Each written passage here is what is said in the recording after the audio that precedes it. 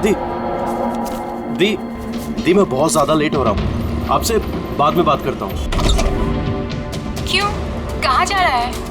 हाँ दी, मैंने आपको बताया तो सही, मुझे एक्चुअली नॉर्थ अमेरिका के एक रेन फॉरेस्ट में फोटोग्राफर का असाइनमेंट मिला है। उसी सिलसिले में मुझे अर्जेंट जाना पड़ रहा है दी।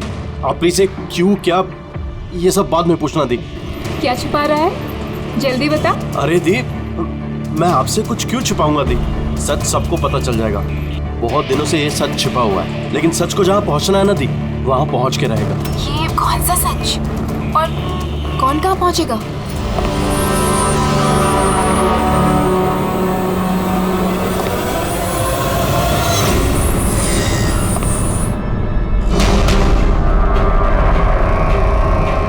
माया दी, मेरे पास बिल्कुल टाइम नहीं है। एक्चुअली मुझे लग रहा है कोई है यहाँ पे। बहुत कुछ हुआ है दी, बहुत कुछ हुआ है, लेकिन मैंने वही किया जो मुझे सही लगा। केतन, साफ साफ बात कर, क्या हुआ है? इस वक्त मेरे स्टूडियो में कौन आ सकता है? दरवाजा खोल। दीप, कोई दरवाजा खोल रहा है। केतन, जल्दी खोल वरना। कौन है? हेलो, क्या हुआ? खुलता है कि नहीं? हेलो केतन भाई। देखो, आगे मत बढ़ो। कहाँ है वो फोटो? मैंने क्या किया है तुमने? बोलो। केतन बोल। मैंने कुछ नहीं किया। बोल दे, नहीं तो मरेगा तू। प्लीज आगे मत बढ़ो। फोटो कहाँ है? जल्दी बोल दे, बता दे। नहीं, मैंने कुछ नहीं किया। तू आज। देखो, मैंने कुछ नहीं किया। तो बैठेगा आगे मत बढ़ो।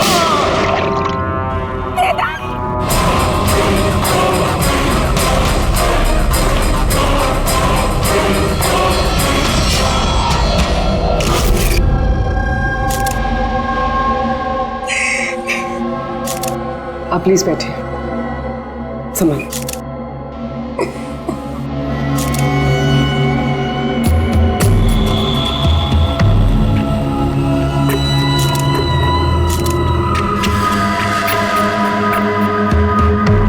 ये क्या?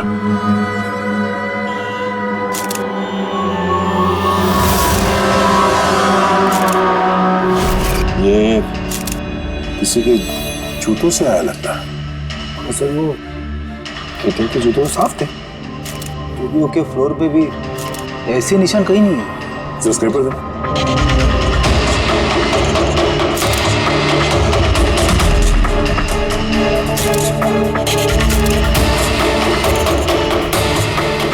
तो मिट्टी या टीचर तो नहीं लगता,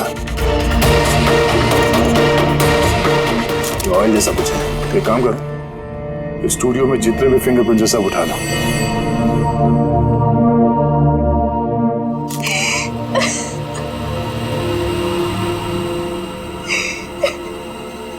आज जी हम जानते हैं कि ये समय ठीक नहीं है पूछताछ करने के लिए, पर फिर भी आपको परेशान कर रहे हैं। जरा ठीक से याद करके बताइए, आपने ये पूरा हादसा फोन पे सुना था, तो केतन और उस दूसरे आदमी के बीच में क्या बात हुई थी? वो आते ही बुरी तरीके से केतन को मार रहा था। वो चीख रहा था, चिल्ला रहा था, चीजें इधर उधर टूटने की आवाजें आ रही थी। मैंने कुछ नहीं किया, देखो आगे मत बढ़ो, मुझे कुछ नहीं मालूम ना। वो कुछ फोटोज के बारे में बातें कर रहा था। सर, ये माया जो कह रही है कि केतन का खून उस वजह से हुआ है, एक एविडेंस की वजह से। एविडेंस क्या वो फोटोग्राफ था?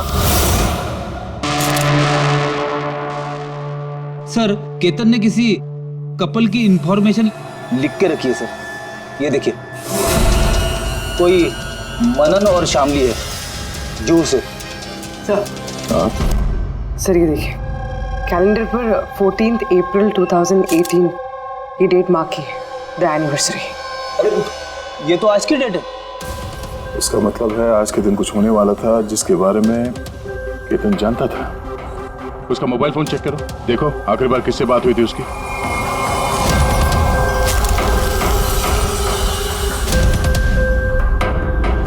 सर, टीएम क्राफ्ट वर्कर्स को फोन किया था शाम को 8:30 बजे। TM craft workers? वो भी केतन के मर्डर के ठीक आधा घंटा पहले।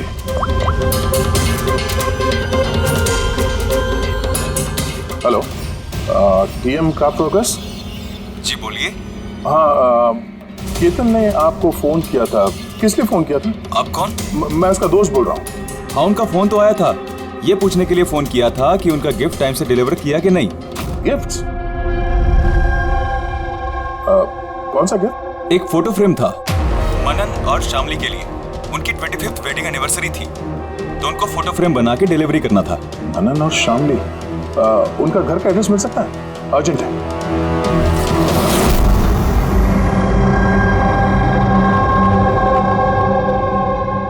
फोटो किसने भेजी? केतन? ये केतन कौन है? और इस तरह से हमारी फैमिली पिक्चर भेजने का क्या मतलब है? कैसे जानता है वो हमारी फैमिली को? अरे किसी ने कोई मजाक किया होगा। ये मजाक नहीं है। आप कौन? सीआईडी।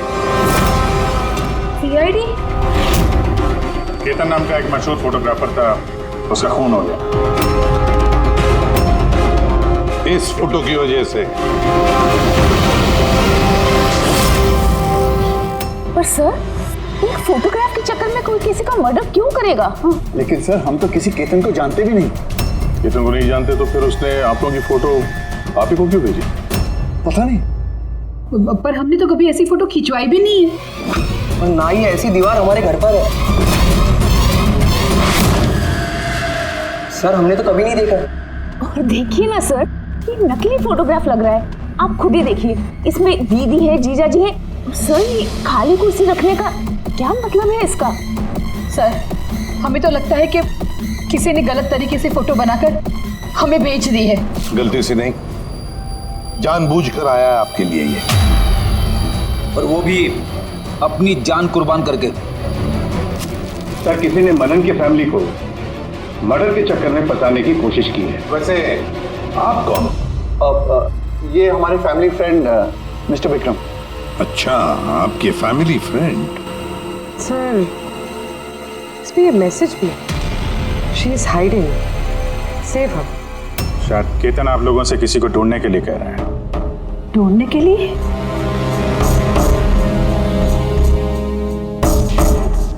सर, ये फोटो तो मेरी बेटी रिया जैसी लग रही है। सर, पता नहीं किसका हाथ पकड़ कर खड़ी है। देखो ना, ये हमारी बेटी जैसी ही लग रही है। नहीं, ये रिया नहीं है। ये रिया नहीं है। ये येलो कलर की ड्रेस मेरी रिया नहीं पहनी थी जब वो गायब हुई। लगता है केतन रिया को ढूंढने के लिए कह रहा है। ये रिया है, देखो ना। ये रिया नहीं है। एक मिनट, कब से गायब है आपकी बेटी रिया? 12 साल। 12 साल? सर, ये 12 साल के बाद कोई किसी की इंफॉर्मेशन क्यों देगा? तो रिया, 12 साल से रिया गायब है। कोई ना कोई वजह तो जरूर होगी ये फोटो भेजने की। सर, कोई वजह नहीं है, ये सिर्फ एक कोइंसिडेंस है। पर 12 साल के बाद अचानक कहां से रिया की इंफॉर्मेशन मिल गई उसे? सर देखिए, ये रिया हो ही नहीं सकती। रिया की मौत 12 साल पहले हो चुकी है। ये रिया कैसे हो सकती है? ये रिया ही है। मैंने देखो ना, ये हमारी बेटी रिया ही है। आपके पीछे पड़ी है। रिया ही। संभालिए अपने आप को। देखो तो। अरे चलो जल्दी।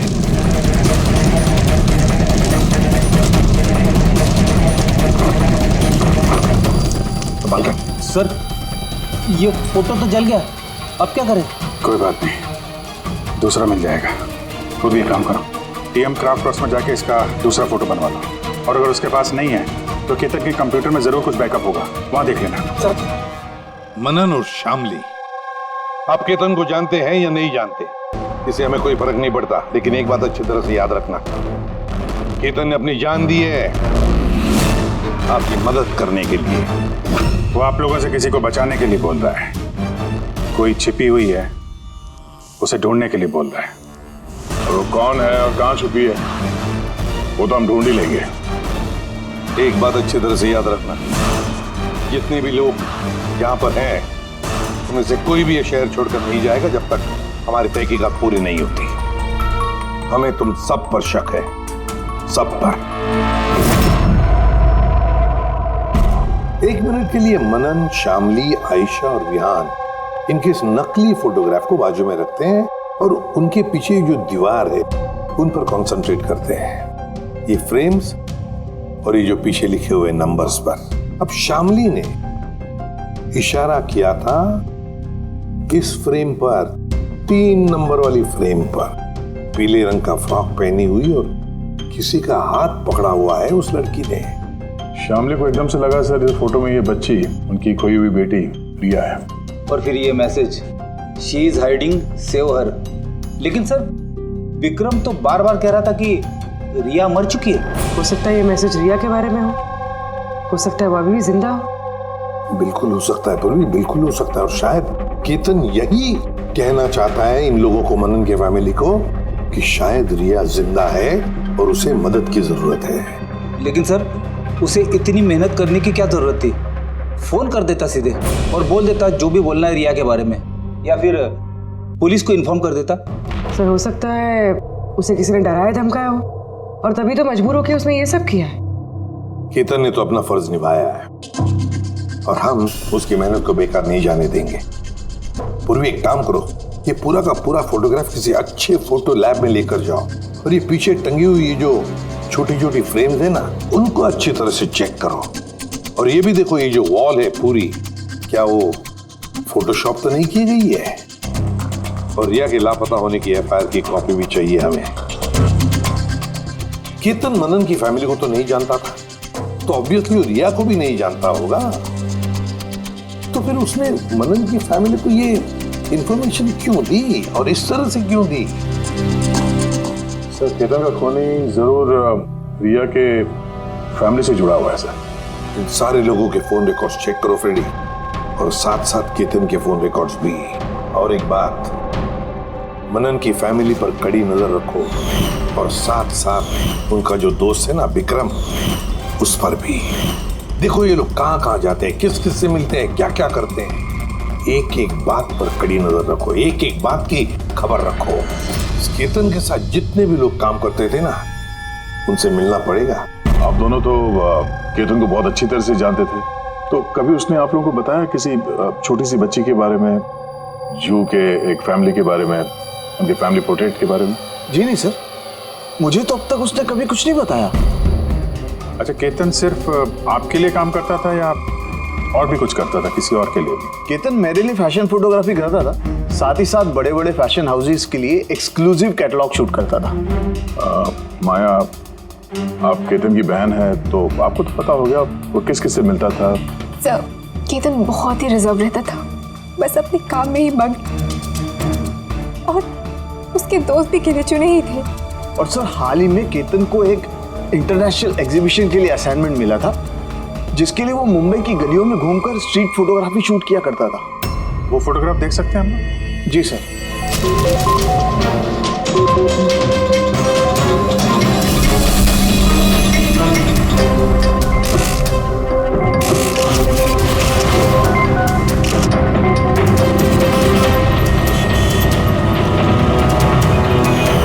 इतना अच्छा पोर्टफोलियो बनाया था सर, एग्जीबिशन में सबमिट ही नहीं की। बहुत परेशान हो गया था वो।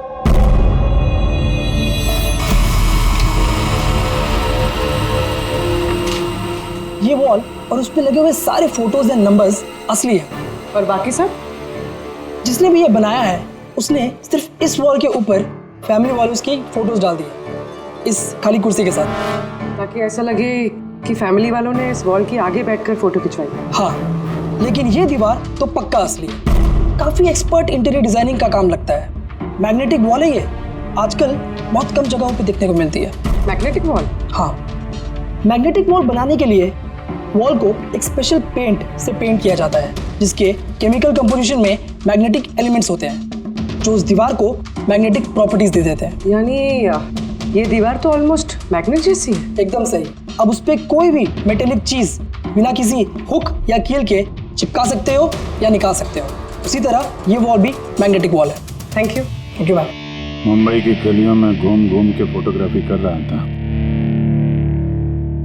जरूर वहीं पे इसे रिया के बारे में कोई ना कोई क्लू मिला होगा, वहीं किसी गलियों में।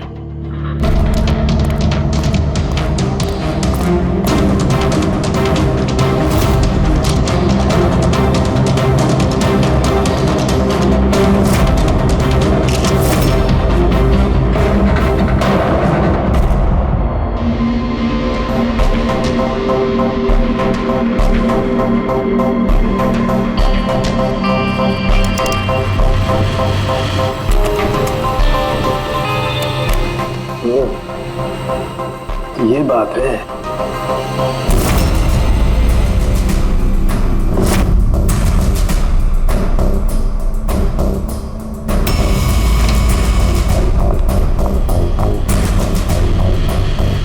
सर ये देखिए,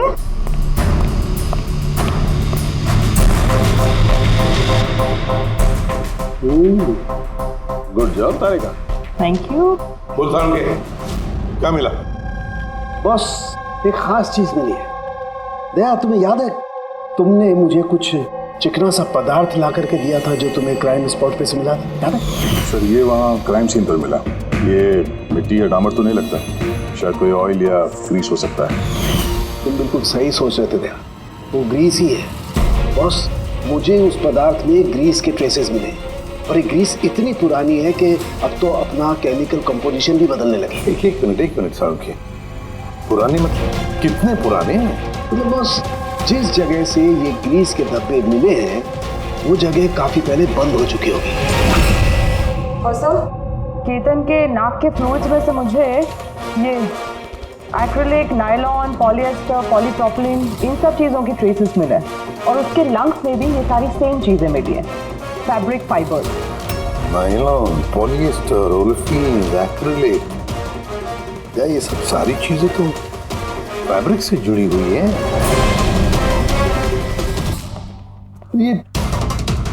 ये तो एक फोटोग्राफर था, इसका क्या संबंध इन सारी चीजों से? हाँ सर, जिस जगह पे ये रहता है इसके घर के आसपास कोई फैक्ट्री वगैरह भी नहीं है, तो फिर एक कपड़े के रेशे इसके लंग्स में कैसे घुसे? हो सकता है ऐसी जगह पे आता जाता हूँ। हाँ बस कोई फैक्ट्री, कारखाना, मिल, और बार बार जाता होगा सर, तभी ये पॉसिबल है। बार बार जाता होगा केतन ऐसी जगह पे, पर क्यों, किस लिए? सर शामली डिप्रेशन में चली गई है, वो घर से बाहर ही नहीं निकलती। और विक्रम और विहान मिलते रहते हैं, पता नहीं उन दोनों के बीच क्या बहस होती रहती है। और ये विहान वकीलों से जाके मिल रहा है। वकीलों से? हाँ सर, और आयशा अपनी किसी फ्रेंड्स के घर जाती रहती है, लेकिन उसकी जो ये फ्रेंड है उम्र में काफ़ी बड़ी है, मुझे नहीं लगता कि उसका इस केस से कोई ताल्लुक है। और ये जो मनन है ना, केतन के बारे में पता लगाने की काफ़ी कोशिश कर रहा है। अच्छा, अभी फ्रेडी वो जो फोन कॉल के रिकॉर्ड जो ट्रैक किए थे, क्या पता चला? कुछ नहीं पता चला सर, उनके जो रजिस्टर्ड मोबाइल नंबर है उसमें कुछ नहीं है। फोटोग्राफ्स का प्रिंट निकाल ली? हाँ सर जैसे कि मैंने फोन पे बताया था, वो दीवार असली है सर, मैग्नेटिक वॉल। हाँ सर केतन ने ये सारी फोटोज उस वॉल पे लगाकर वो फोटो ली है, और फिर उस पर वो फैमिली वाली फोटो फोटोशॉप कर। सर इस वॉल का पता लगाने में ज़्यादा टाइम नहीं लगेगा, इंटीरियर डिजाइनर का काम है, और ये वॉल पे मेटालिक डिजिट्स लगे हुए हैं। बस तो फिर ये सारे फोटोग्राफ्स आर्किटेक्ट्स और डिजाइनर्स के ऑफिसेज में भेज दो, पता चल जाएगा किसने ये मैग्नेटिक वॉल बनवा लिया था।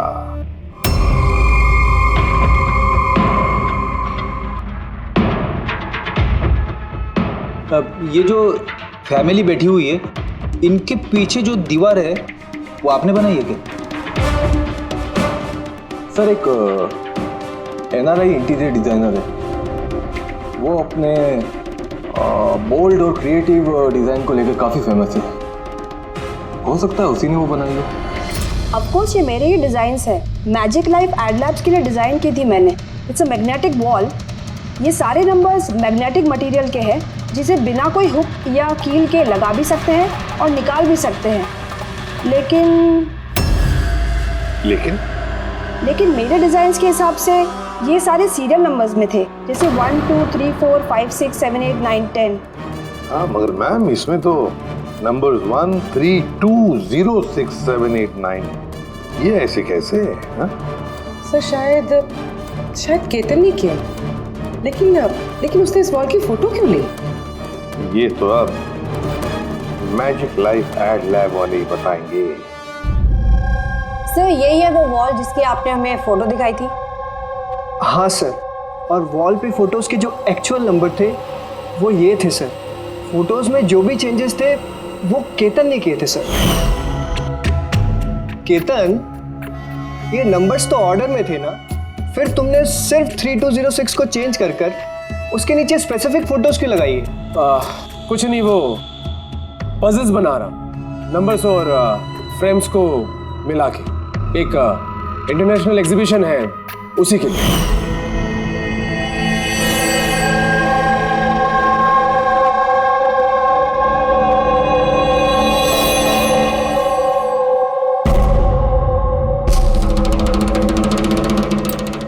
आप लोगों ने केतन को परमिशन कैसे दी है सब करने के लिए? दरअसल सर केतन हमारे साथ पहले भी काम कर चुका है और वो एक इंटरनेशनल एग्जीबिशन के लिए कुछ फोटोज ले रहा था और इसलिए उसको ये वॉल की ज़रूरत थी, तो हमने उसे ये वॉल यूज़ करने दिया। यस सर, एंड कुछ पजल की बात कर रहा था, कुछ समझ में नहीं आ रहा था सर। पजल है?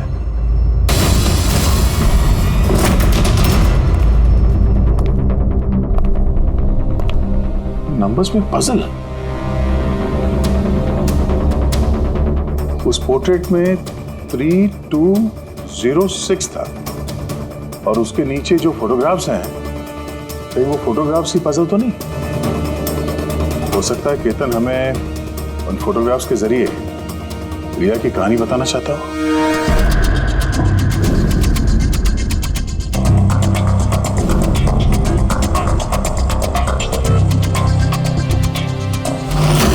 रिया गायब कब हो गई थी? कब गायब हो गई थी? रिया की मिसिंग की एफआईआर है ना? हाँ सर। उसका इस केस से क्या कनेक्शन? वो केस तो सर बहुत साल पहले बंद हो चुका है, पता नहीं क्यों गया। ऐसे लगता है कि रिया की इस एफआईआर से शायद हमारी केस सॉल्व करने में कुछ मिल जाए। FIR 8221 Mumbai MP. एफआईआर का डेट देखो गया, ये देखो 3206 2006। मतलब ये डेट है? बिल्कुल सही, 3206 3 फरवरी 2006।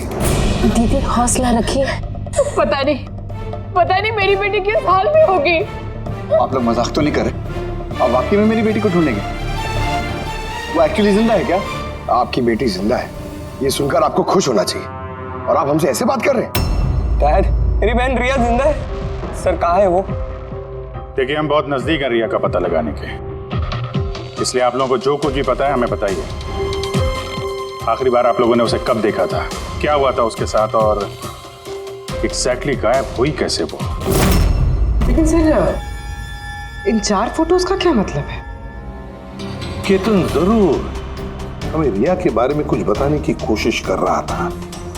देखो ना फोटोग्राफ को, ये 3 नंबर का फोटो देखो, इसमें एक छोटी बच्ची रो रही है, किसी बड़े आदमी का हाथ पकड़ के जा रही है। फोटो नंबर 2 में रिया थोड़ी बड़ी हो चुकी है, ऐसे जाली के पीछे जैसे उसे किसी ने उस जाली के अंदर कैद करके रखा है। ये तीसरा फोटो, इसमें भी ऐसे लग रहा है कि इसे बंदी बना कर रखा गया है। और सर इस आखिरी फोटो में कोई उसे गले लगा रहा है और पीठ पे खंजर मारने जा रहा है। सर ऐसा लगता है कि केतन इन फोटोग्राफ के जरिए रिया की कहानी बता रहा है। एग्जैक्टली। देखो, रिया बचपन में किडनैप हो जाती है, फिर वो बंदी बनाई जाती है, और फिर जब वो 18 साल की हो गई तो उसे इन जंजीरों में जकड़ के रखा था, और फिर उसे कोई मिल गया जिसने उसे मारने का प्लान बनाया।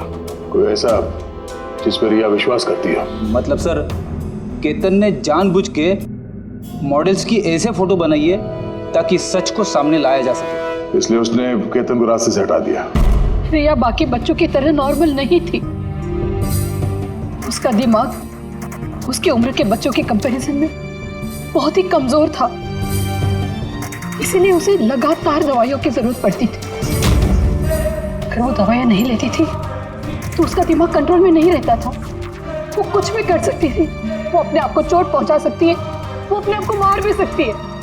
तो ये रिया गायब कहाँ से हुई? हमने उसे स्पेशल बच्चों की स्कूल में डाला था, वहीं से वो गायब हुई है। तो फिर उसके बाद आप लोगों को कोई फोन आया पैसों के लिए या किसी और चीज के लिए? नहीं, कुछ नहीं।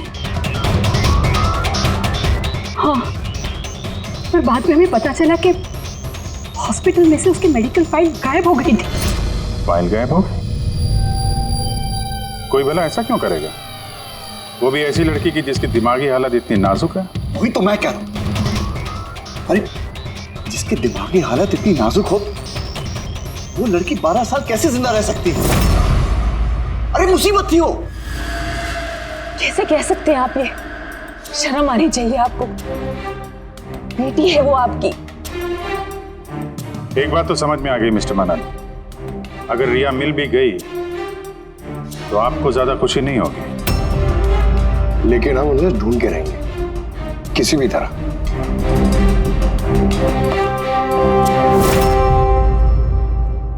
दया, इस फोटो को गौर से देखो। देखो रिया बड़ी हो गई है, 18 साल की हो गई है, लेकिन उसके पैरों में जंजीर जकड़े हैं। सर ये पीछे ये खिड़की कारपेट दिख रहा है पीछे। याद है तारिका ने क्या बताया था? केतन के नाक के फ्लूइड्स में से मुझे ये एक्रिलिक, नायलॉन, पॉलिएस्टर, पॉलीप्रोपिलीन, इन सब चीजों की ट्रेसेस मिले। ये सारी चीजें फैब्रिक से जुड़ी हुई है, कारपेट से। ये केतन फोटोज के जरिए ये बताने की कोशिश कर रहा था कि ये रिया किसी पुरानी मिल या फैक्ट्री में है। सर, चौथे फोटो में ऑयल कैन और खाली बक्से। और वो केतन के स्टूडियो में हमें ग्रीस के धब्बे भी तो मिले थे। सर शायद खूनी केतन के स्टूडियो में वहीं से जा रहा था जहां रिया कैद है। तीसरी फोटो में वो कारपेट वाली गली और चौथे में वो फैक्ट्री। सर ये दोनों जगह आसपास होगी। पहले ये पता लगाना पड़ेगा कि कारपेट वाली गली के आसपास कोई बंद पड़ी हुई पुरानी फैक्ट्री है क्या? जो भी करना है जल्दी करना पड़ेगा बॉस, क्योंकि हमारे मनन के घर जाने के बाद खूनी खुद सामने नहीं आएगा। शायद किसी से वो काम करवाएगा।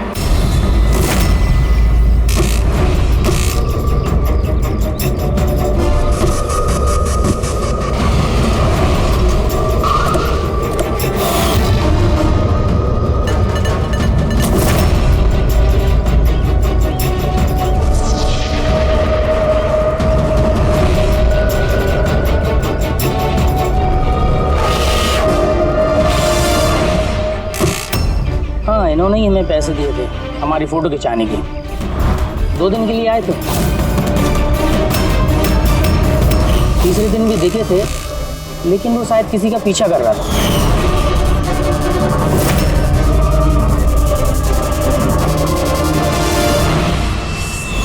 किसका पीछा कर रहा था? वो तो सर ध्यान नहीं दिया हमने। वो गया किधर पीछा करते हुए? इस तरफ गया।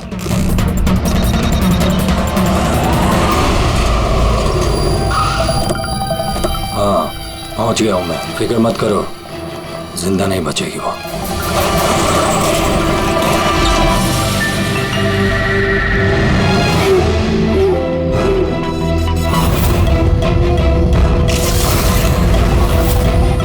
बंद कर इसको।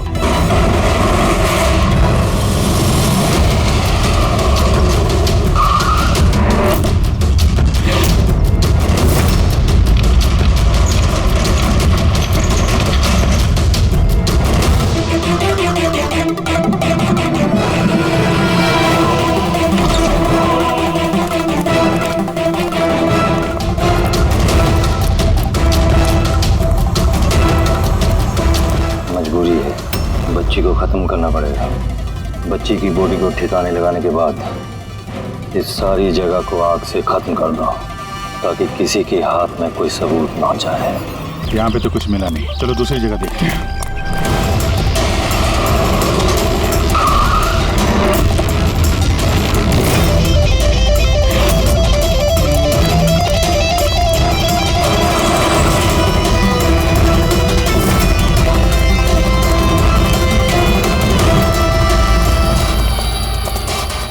रिया, रिया, तुम्हारे मम्मी पापा के पास ले जाने आए। चलो। रुक जाओ।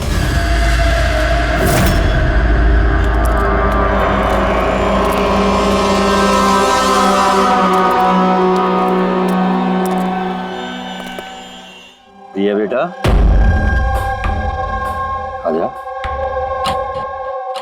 आजा बेटा, आजा आजा आजा आजा आजा आजा आजा। रिया, रिया, रिया, आजा आजा आजा। रिया बेटा, ये अंकल के साथ जाएगी।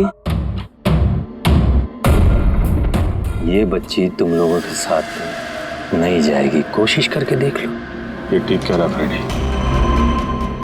ये लड़की हम लोगों को अपना दुश्मन समझ रही है और इसे अपना दोस्त, क्योंकि ये इन लोगों को रोज देखती है। ये बिल्कुल ठीक कह रहा है, और इस मासूम बच्ची को तो ये भी पता नहीं है कि ये आज मरने वाली है।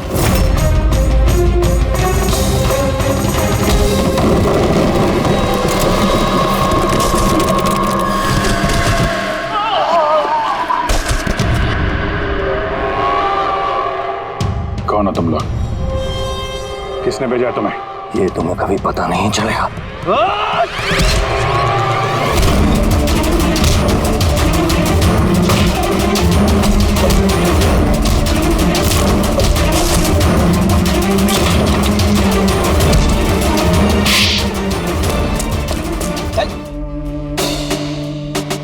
ये तो गया। किसने भेजा तुम लोगों को? हैं? साहब, मुझे कुछ नहीं मालूम साहब, सब कुछ इसी को मालूम है। जिसको पता था वो तो मर गया। अब कैसे पता चलेगा सर किसने भेजा था इन्हें?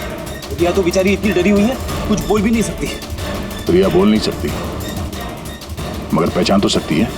मतलब रिया ने इस खूनी को पहचाना। क्यों? क्योंकि उसे हर रोज मिलती थी, उसे हमेशा देखती थी, उसे लगता था कि ये उसका अपना कोई है, और इसीलिए उसके साथ जाने के लिए राजी हो गई। तो फिर रिया उसे भी पहचान लेगी जिसने 12 सालों से इसको यहाँ पे कैद करके रखा है, जो उससे हर रोज बात करता है, और जिसने इसे मारने के लिए इन लोगों को यहाँ पे भेजा था। अब रिया बताएगी कि असली गुनहगार कौन है। रिया, जाओ रिया। अच्छा मेरी बच्ची, आ बेटा।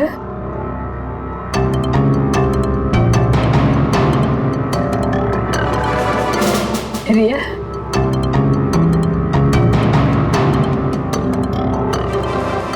आजा मेरी बच्ची, अपनी माँ के पास आजा बेटा। आ बेटा,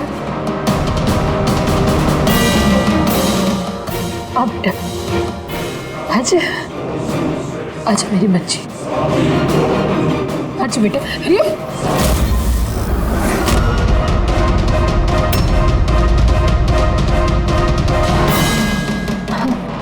ये तो कमाल हो गया शामली जी, आपकी बेटी 12 साल के बाद आपसे मिलती है, लेकिन आपके पास नहीं है। अपने मौसी के गले लग जाती है, ये कैसे? वो तो माँ की जैसी हूँ ना मैं इसकी, बहुत प्यार करती है ये मुझसे, इसीलिए। अरे वाह मौसी जी, आपसे इतना प्यार कि रिया अपनी माँ को पहचान नहीं पाई और आप ही के गले लग गई। क्यों? और जानती है क्यों? क्योंकि पिछले 12 साल से सिर्फ एक ही शख्स है जो रिया से मिल रहा था, बातें कर रहा था, जिसे रिया अपना समझती थी। ये क्या बकवास कर रहे हैं? मैं क्यों मिलूंगी इससे? मैं नहीं मिली इससे। रिया से बिल्कुल मिली थी, पिछले 12 सालों से मिल रही थी तुम। बकवास हम नहीं कर रहे आयशा, बकवास तो तुम कर रही हो। हमने तो उस डॉक्टर को भी ढूंढ निकाला जिसकी मदद से तुम पिछले 12 सालों से रिया को दवाइयां देती थी, उसकी टेस्ट करवा रही थी। मैं किसी डॉक्टर को नहीं जानती, मैं कह रही हूँ ना आपसे, मैंने कोई मेडिकल टेस्ट नहीं करवाया इसका। बिल्कुल करवाई थी। नहीं, मैंने कोई टेस्ट नहीं करवाया। झूठ बोल रही हो तुम, टेस्ट करवाया था तुमने। मैंने कोई टेस्ट नहीं करवाया, मैं सच कह रही हूँ। मैं किसी डॉक्टर को नहीं जानती, मैं तो इसे 12 सालों से वही दवाई दे रही हूँ जो ये 7 साल की उम्र से खाती आ रही है बस।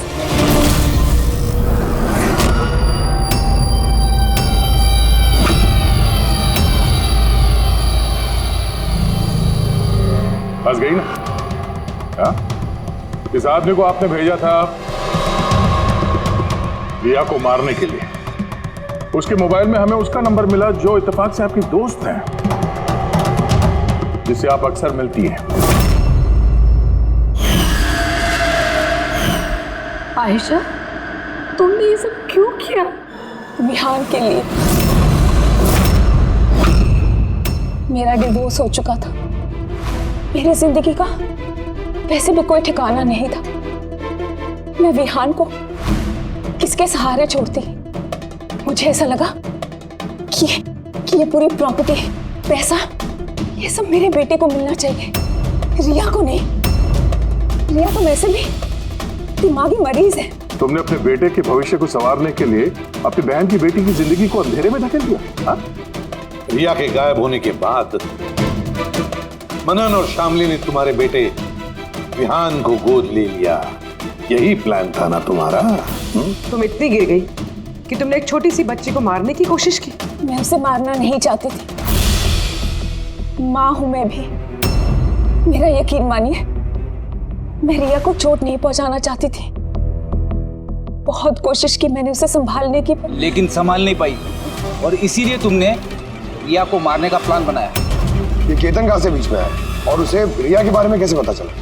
केतन के साथ मेरा अफेयर चल रहा था। भले उम्र में वो मुझसे छोटा था, पर मैं उसकी मदद करती थी। काफी बार मैंने उसे पैसे दिए उसके काम के लिए। सिर्फ बॉयफ्रेंड था, उसने तो तुमसे दिलो जान से प्यार किया। क्या सही इसका कसूर था? तो तुम्हारा बॉयफ्रेंड था तो तुमने उसे मारा क्यों? वो उस कारपेट वाली गली में एक दिन फोटोशूट कर रहा था। बाई चांस उसने मुझे देख लिया और मेरा पीछा करते करते वो रिया तक पहुंच गया। मैंने उसे बहुत डराया, बहुत धमकाया, यहाँ तक कहा कि मैं उसका करियर बर्बाद कर दूंगी। लेकिन नहीं, शायद उसमें इंसानियत जाग रही थी, इसलिए मुझे उसे मरवाना ही पड़ा। वाह, बहुत खूब। कैसी माँ हो तुम। 12 साल से एक मासूम बच्ची को अपनी माता पिता से दूर रखा। क्या मिला तुम्हें? हा? भूल गई तुम कि देर से ही सही सच्चाई तो सामने आ ही जाती है। अपने स्वार्थ के लिए बहुत बड़ा जुर्म किया है तुमने। कानून तुम्हें कभी माफ नहीं करेगा। कड़ी से कड़ी सजा होगी तुम्हें, कड़ी से कड़ी सजा।